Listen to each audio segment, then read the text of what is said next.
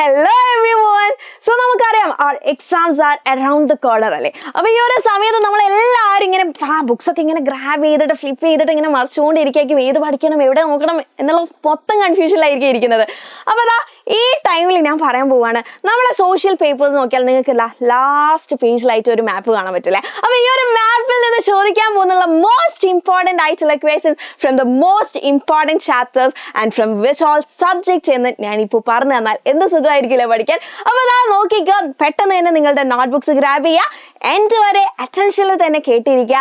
Let's crack this together. ഈ ഒരു സെഷനിൽ നമ്മൾ ഡിസ്കസ് ചെയ്യാൻ പോകുന്നത് the list of map items that is going to ask for you 10th board exams. Okay, അപ്പോൾ നമ്മൾ ഒരുമിച്ച് ഇരുന്നിട്ട് എന്ത് ചെയ്യാൻ പോവാണ്, മാപ്പ് ഐറ്റംസ് ഏതൊക്കെയാണ് കൂടുതലായിട്ട് ചാൻസ് ഉള്ളത് ചോദിക്കാനുള്ളത് കാര്യങ്ങളൊക്കെ ഡിസ്കസ് ചെയ്യാൻ പോവാണ്.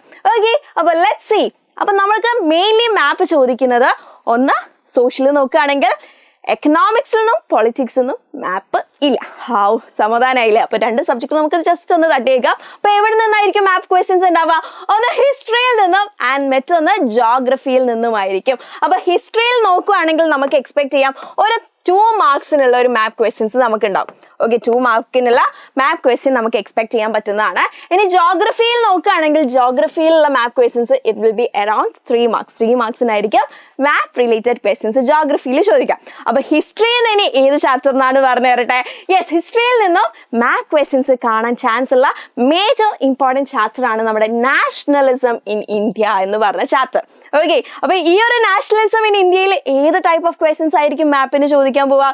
അതും സെറ്റാക്കി തരാം. ഒന്നാമത്തേത് നമ്മുടെ കോൺട്രസ്റ്റ് സെഷൻ അല്ലേ, 90-20 സെഷൻ എവിടെ നിന്നിട്ട് നടന്നു? അത് കൽക്കട്ടയിൽ നിന്നാണ്. അപ്പോൾ നമ്മളോട് പറയും മാപ്പിൽ അത് ലൊക്കേറ്റ് ചെയ്യാൻ. അതേപോലെ 1927 എവിടെ നിന്നാണ് നടന്നത്? അപ്പോൾ ഇതൊക്കെ ലൊക്കേറ്റ് ചെയ്യാൻ വേണ്ടിയിട്ട് നമുക്കൊരു ക്വസ്റ്റ്യൻ കാണാം. അല്ലെങ്കിൽ ക്വസ്റ്റ്യൻ എക്സ്പെക്ട് ചെയ്യാൻ പറ്റുന്നത് അബൌട്ട് ദ സത്യാഗ്രഹ മൂവ്മെന്റ്സ് ആയിരിക്കും അല്ലേ. യെസ്, നമ്മുടെ ഖേദ ചമ്പാരൻ മൂവ്മെന്റ്സിൽ നിന്നും നമുക്ക് ക്വസ്റ്റ്യൻ എക്സ്പെക്ട് ചെയ്യാം. പിന്നെ ജാലിയൻ വാലാബാഗ് ആൻഡ് ഡണ്ടി മാർച്ച് എന്നുള്ള ടോപ്പിക്സിൽ നിന്നും നമുക്ക് എന്ത് ചെയ്യാം, location of map questions expect ചെയ്യാൻ പറ്റുന്നതാണ്. അപ്പോൾ ഇത്രയും ടോപ്പിക്സ് ആണ് നിങ്ങൾ ഹിസ്റ്ററിയിൽ നാഷണലിസം ഇൻ ഇന്ത്യ എന്ന ചാപ്റ്ററിൽ നിന്ന് നോക്കാനുള്ളത്. ഇനി ഇതാ അടുത്തത് നോക്കിയേ, ജോഗ്രഫിയിൽ നിന്ന്.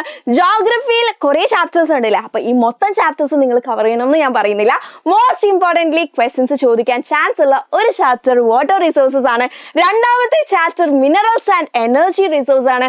ആൻഡ് മൂന്നാമത്തെ ചാപ്റ്റർ മാനുഫാക്ചറിങ് ഇൻഡസ്ട്രീസ് ആണ്. അപ്പോൾ ഈ ഒരു 3 ചാപ്റ്റേഴ്സിൽ നിന്നാണ് ജോഗ്രഫിയിൽ മാപ്പ് ക്വസ്റ്റ്യൻസ് ചോദിക്കാൻ കൂടുതൽ പ്രോബബിലിറ്റി ചാൻസസ് ഉള്ളത്.